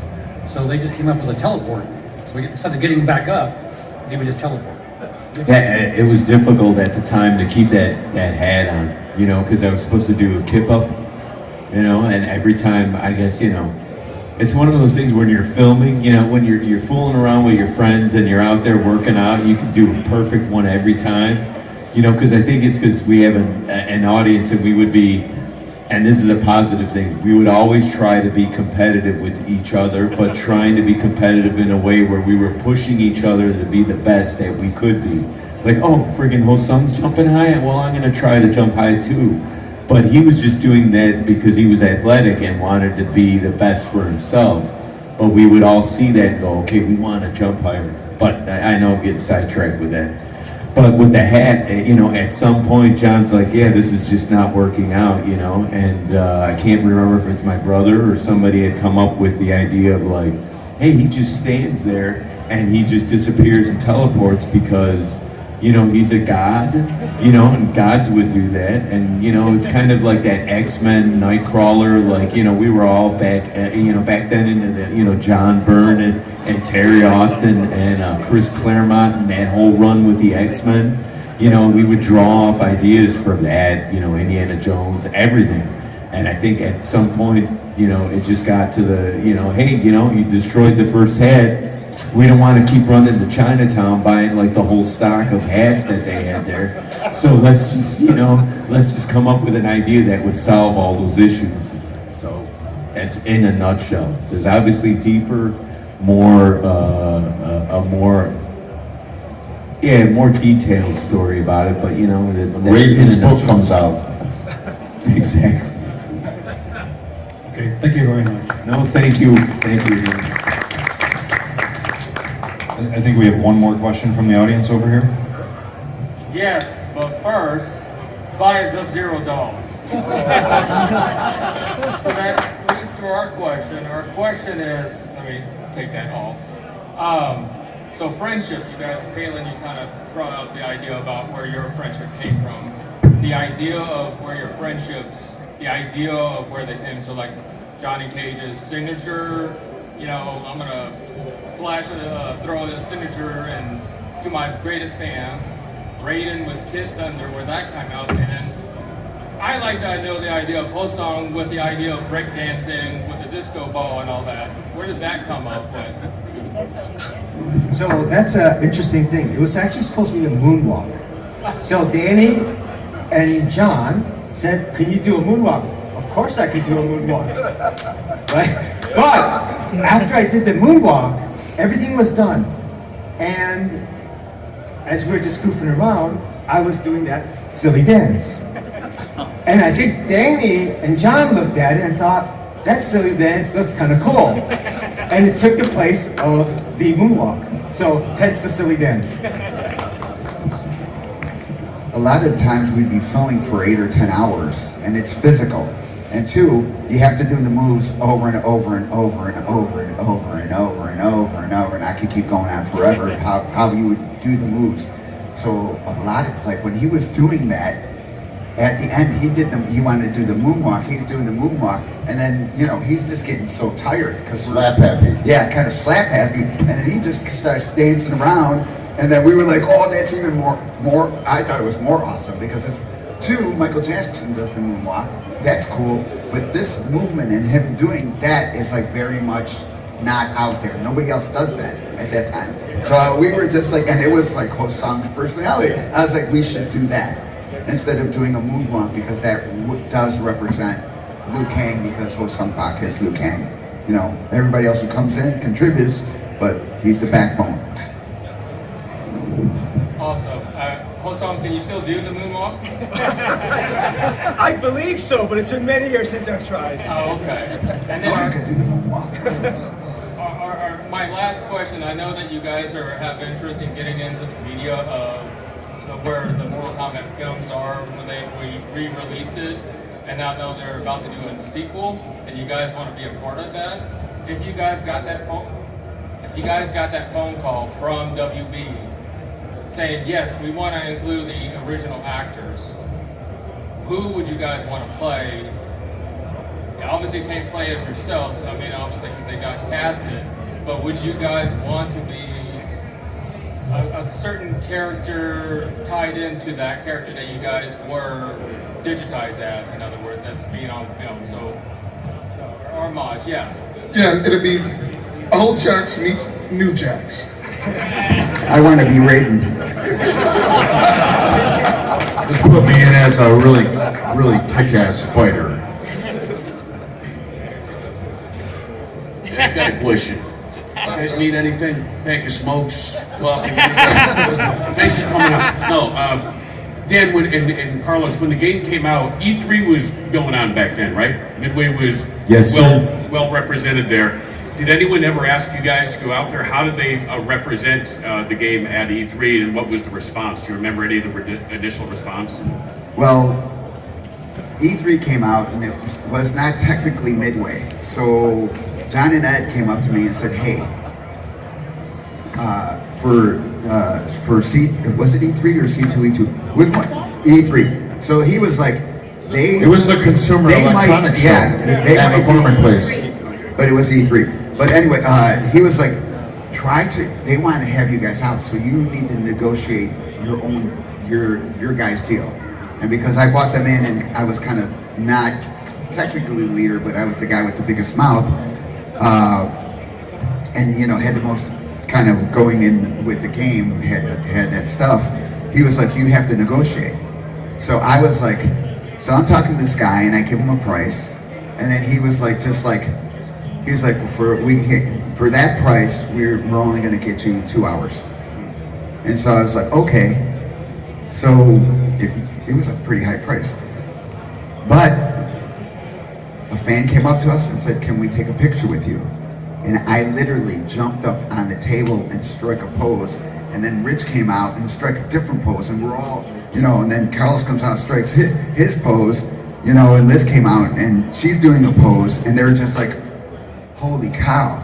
So it's because we just broke out and kind of like, because when you see a guy and just want to do, like this. No. What you're saying is everybody was kung fu fighting. Yeah, all of a sudden you're doing like and this. The timing was perfect. And very dynamic, kind of yelling and have this action frightening. pose. All of a sudden, we did that and the line formed. And here so you once are. the line formed, the guy came up to me and was like, hey, can you stay here, for 4 more hours? In the end, we did 8 hours. We got a good check. Yeah, and what my brother is trying to grasp on is that CES back then, it was all corporate. So whenever somebody would stop by a booth, they would have, now we have cosplayers. But back then they would have 1 or 2 models there, just dressed however they wanted to dress to push their product. And, Acclaim and, my brother, myself, and everybody else, Sung and everybody, when we went, or some of us went, we were in the costume, and the thing is we did a little bit of a show. We would have a choreographed combat routine, and that would attract people over and pull people away from other industries, trade show booths. Yeah, trade show booths. Everybody would be watching, and then they'd hear a yell, and then they'd run over and they'd see us, and then after a while, everybody would want autographs or they'd want a picture taken, and that was initially the start of the whole convention type circuit, and it would get people like you, Tim, and Paul, and everybody out there and start, promoting the product, and that would open the door for all of us. It's funny, it wasn't because you are the first cast, you're the first movie video game we've established. It's the character's personality. And any movie studio, they have a release, they're going to market the people, they're going to market all you guys because you're superheroes, right? But they didn't think that way, and when you release it to the public, here we are 30 years later, and as we know, the fans have discovered you're the show, right? And they didn't know that at the time, and no one really did. As far for any of the games at Midway, it was just they were releasing something on a factory assembly line to go into arcades. They weren't releasing a piece of art or a movie. The corporate people. So exactly, it was that draw. We didn't market it. We wanted to market it a certain way, and then our marketing turned into a different strategy altogether. Yeah, absolutely. By the way, you guys are superheroes. Thank you. Okay, so I have 2 questions. They're the same question, but 1, who came up with the bicycle kick? And 2, how did you guys pull that off? Because even as a child, that was the first thing that drew me to Mortal Kombat, was seeing Liu Kang just drop this freaking bicycle kick out of the blue. That's awesome. There are 2 humiliations in Mortal Kombat 1. Getting nut punched because you're defenseless, and also the bicycle kick, because once it starts happening, and number 2, you can't defend it. You just gotta, whenever I see somebody get the bicycle kick, when you're getting the bicycle kick on you, you just go deflate, and you're just like, oh, let this be over, please, because I am humiliated. So in MK1 and MK2, we have these humiliation moves, and it's the bicycle kick. But the bicycle kick was like, Ho-Sung wanted to do the bicycle kick. He wanted to do a kick that kind of like Jet Li. Right. It was actually Danny and John came up with it. But I wanted to do it sideways because in martial arts, you don't really do it this way. You do it more this way, right? It's a flying side kick. But they're like, no, let's go do it this way. And I thought, okay, I'll go with it. And so we ended up doing it as a bicycle kick as opposed to the side kicks. And then that was more dangerous.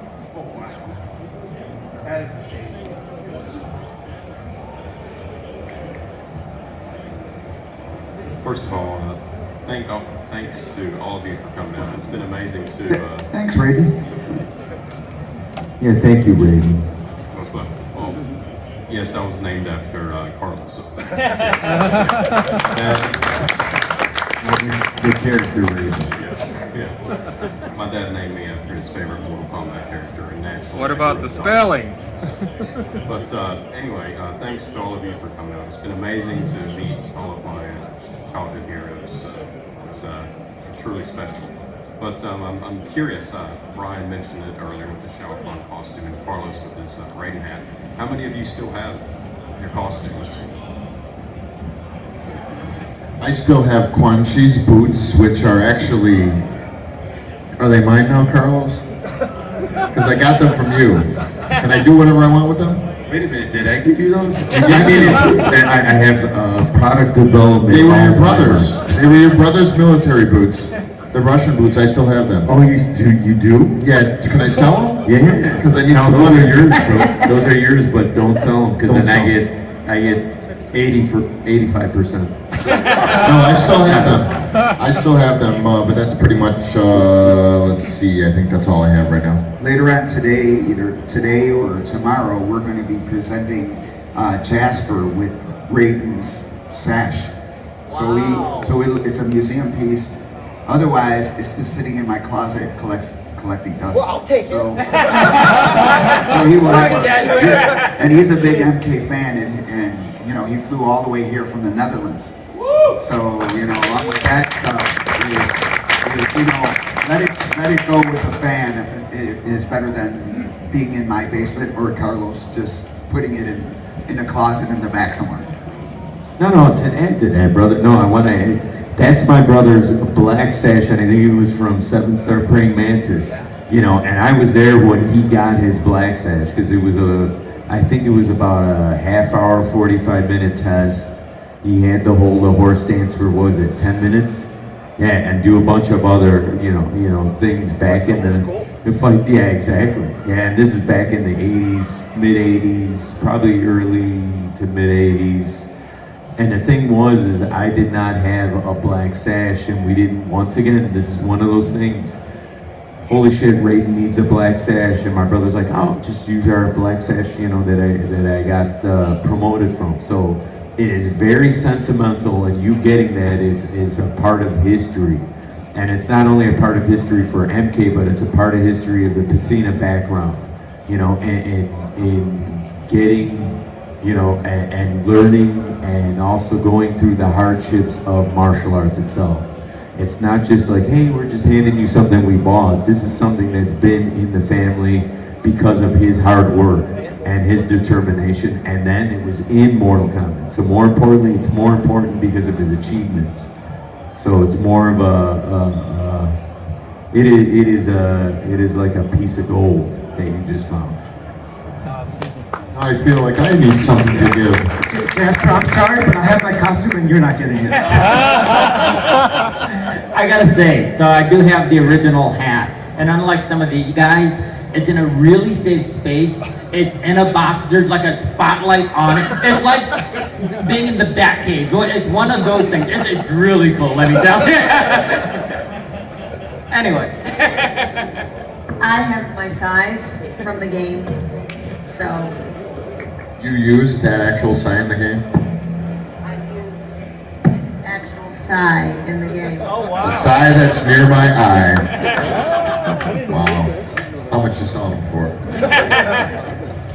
Here's one thing. I don't have the original costume, but I do still have my 2 motion capture suits that I used all the way up to MK9 before we bought new ones. And that's how long we've used our suits, you know, all the way back from like the 3D era. So that to me is like, holy cow, you know, they were thick suits.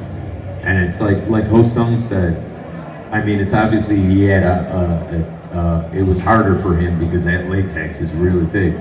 But these old mocap suits are about maybe a 1/4 inch, maybe about 3/8 of an inch of all like thick Velcro. And I swear to God, like after 2 hours, I was sweating like profusely, you know, and people are like, oh, okay, take a break. And then, you know, you'd get cold in the suit, and then it would get all like just crusty and soaking wet. and then you're like, cool, now I gotta go eat lunch, and then come back still, you know, I wouldn't change out, because I'm So like... you can imagine how I felt in the turtle Exactly, in the turtle suit, it's like wearing that Godzilla suit, you know, like those guys, those actors, and you gotta have the straw and constantly hydrating. That's bad. And for me, I was like, okay, I got kind of bad, like 1/4, you know, but I still have all that stuff, you know, and it's just, it's sentimental. Cool. Can I ask a question to the fans? You are allowed to ask questions. Okay, I just want to know, like, who's got a story of, like, the first time they ran down the block because their friends said there was a game at the arcade that was this Mortal Kombat or something? I have. Does anyone have a story like that? I have. Right there. I'm Luis. I'm actually part of the Hi, Louis. Pro Pineapple on Pizza Federation.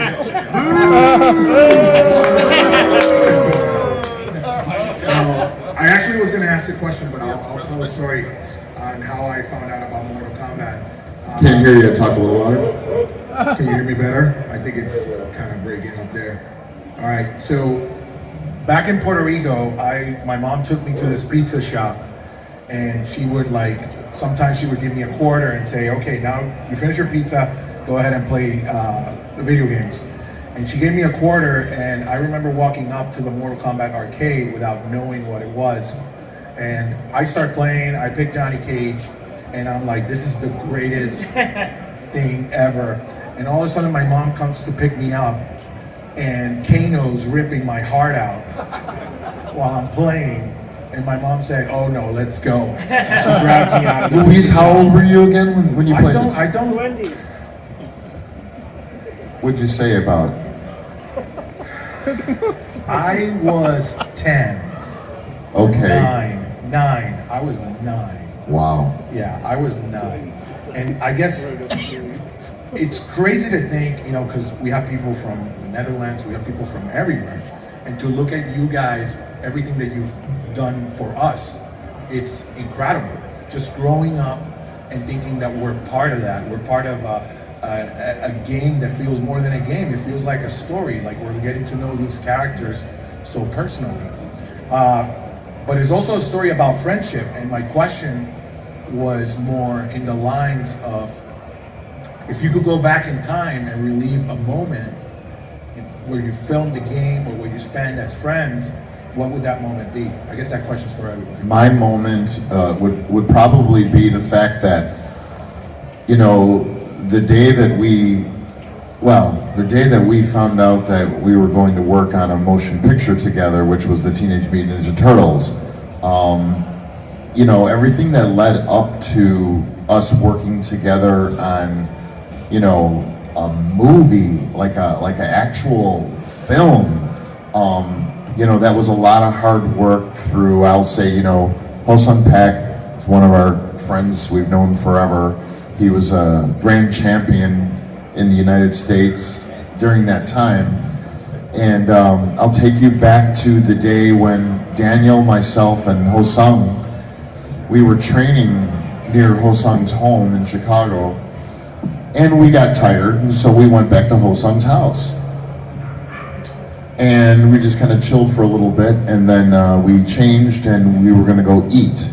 And the phone rings, and it happens to be, Ho-Sung's gotta answer it. I'm starving, my stomach is growling, and I'm like, just leave it, let's go. So he picks it up. So now I gotta sit there and wait. Okay, I got my shoes on, and I can't step on the carpet because his mother doesn't want us to wear shoes on the carpet. So I have to wait with my shoes on at the door on the tile while he's on the couch on the phone talking to someone who he won't let us know who he's talking to. But Danny and I are just like, you know, just waiting.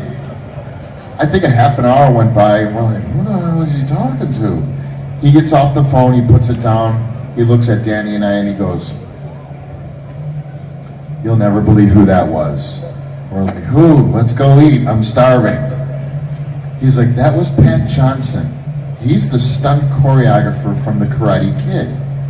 And he must have seen me, you know, on the tournament circuit, and they want me to play Raphael in the new Teenage Mutant Ninja Turtles 2 film, The Secret of the Ooze, and they want me to be in London in like a week to get fitted for the Raphael costume. So we're all, I mean, Danny and I are just sitting there like, what? I'm like, okay, let's go eat, let's go talk about it. So we went to the Wendy's down the street from Ho Sung's house. So the three of us are sitting there going, okay, so we're gonna be in the movie, right? Yeah, not just you, you know, like, you're getting us in the movie, right? So I think like a few weeks went by, you know, I went back to my daily life and I was working like at the main post office downtown Chicago, and Danny was doing his thing, and I got the call from Danny. And Danny's like, Ho Sung called, he said, if we want to be foot soldiers, we need to be down there in Wilmington, North Carolina in like 24 hours. So I quit my job. And Danny picked me up in his little Suzuki Sidekick Jeep.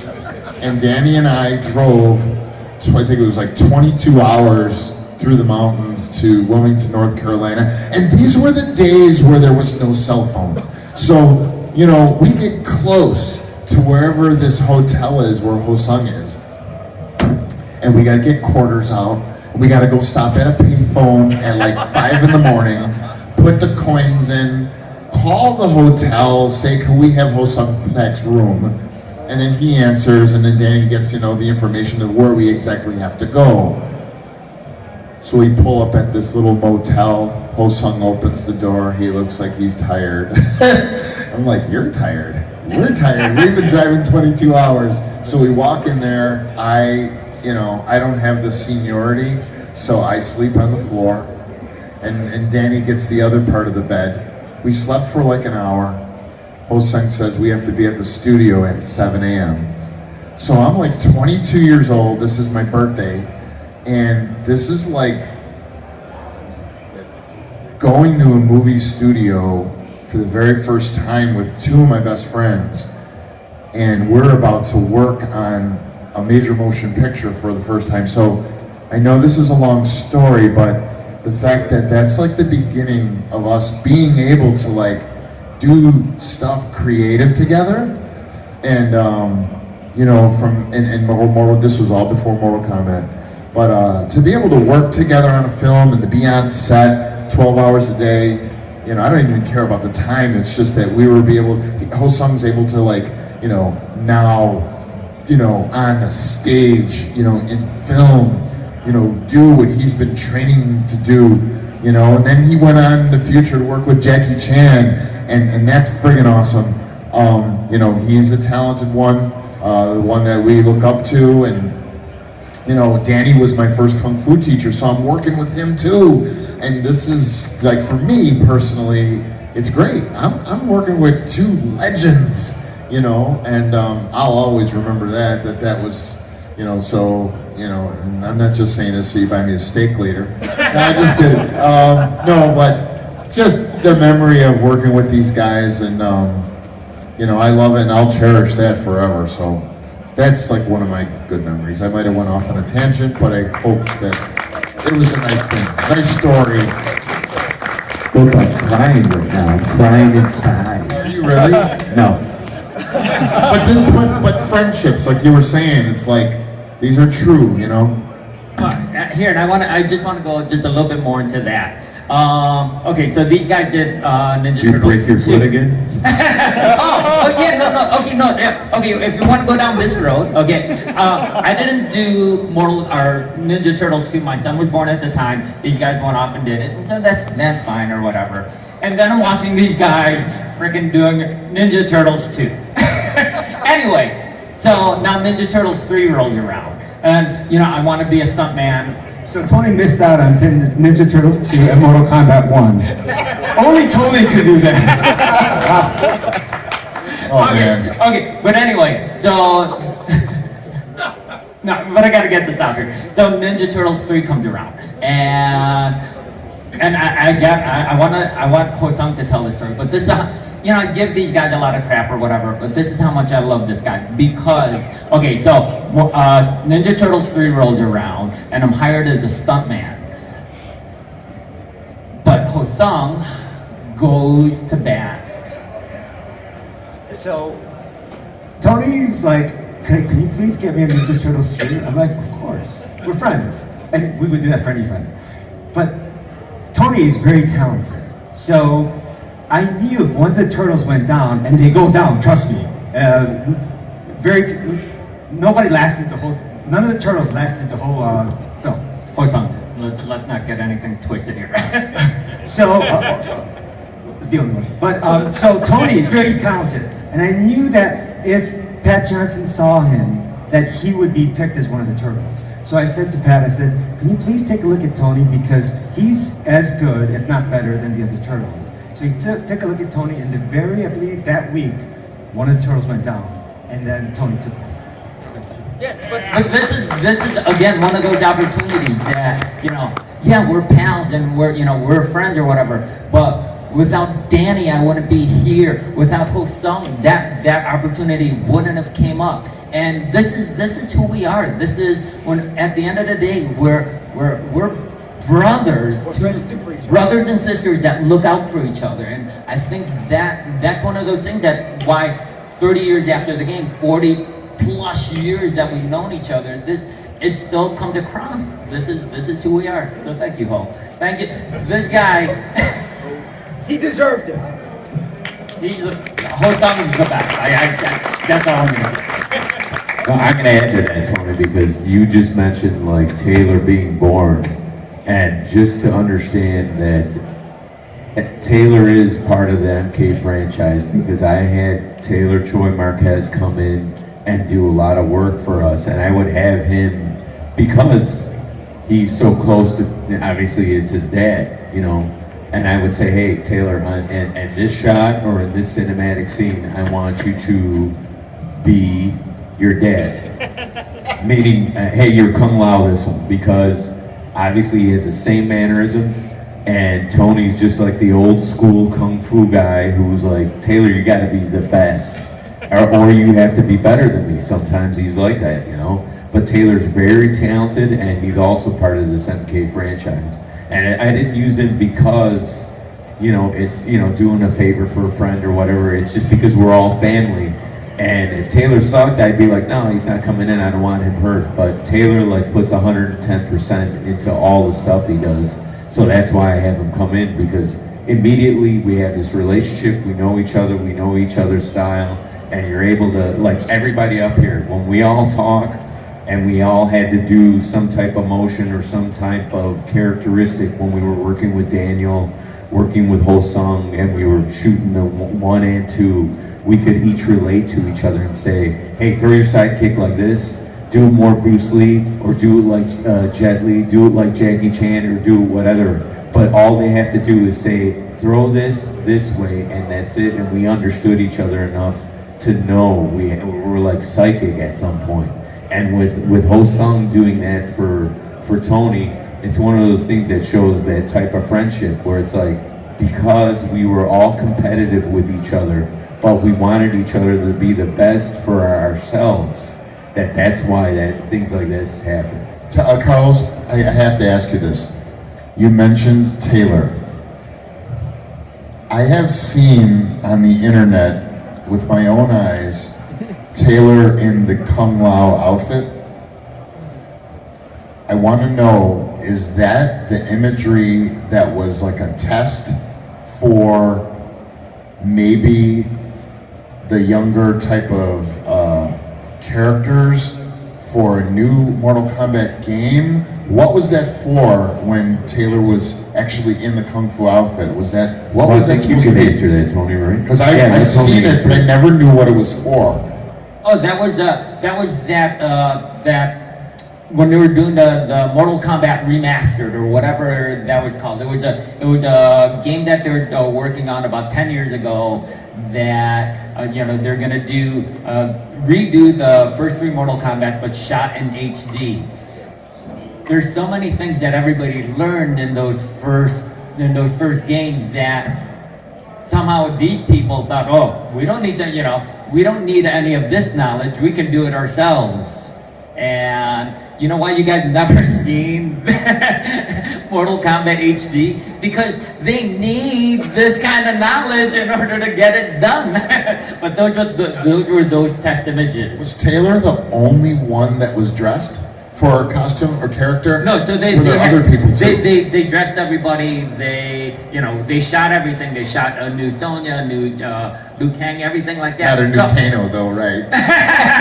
But all of this stuff is shot. But in order, everything that everybody's been talking about on this panel for the last hour or whatever, when they want to go shoot these new games, we don't need to listen to whatever you guys did, and the games never came together because of that. So you guys, 30 years. 30 years later, they're all sitting here. Round of applause. Big shout out to all of them. Thank you all.